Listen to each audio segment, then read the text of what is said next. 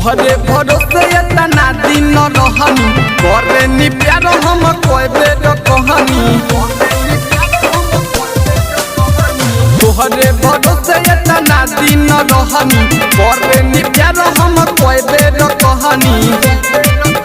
अरे करे लू बहाना ये रानी रोजाना जवानी के मजा नाच खोइबू का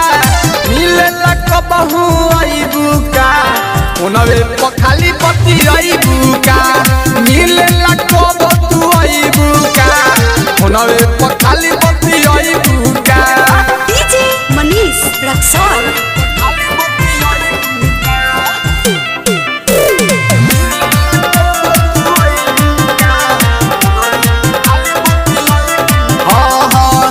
जब जब कही तोहके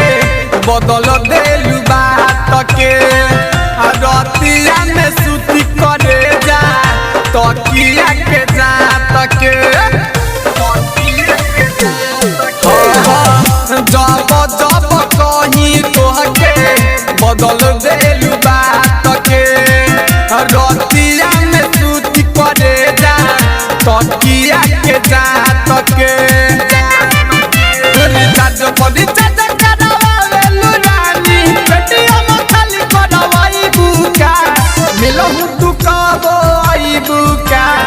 उनवे पखाली पति आइबू का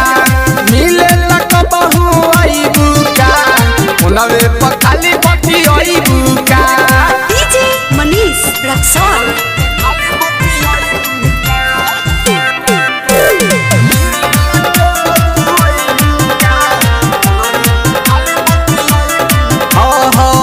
बारू भूली आवत तू तो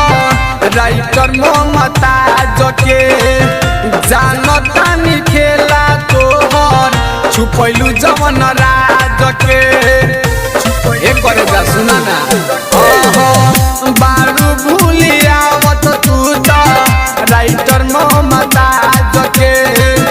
जानतानी खेला तोहर छुपैलू जवन राज के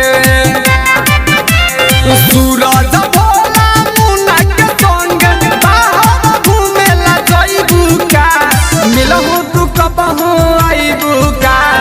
उनरे पखाली पति रहिबू का मिलेला कबहू आइबू का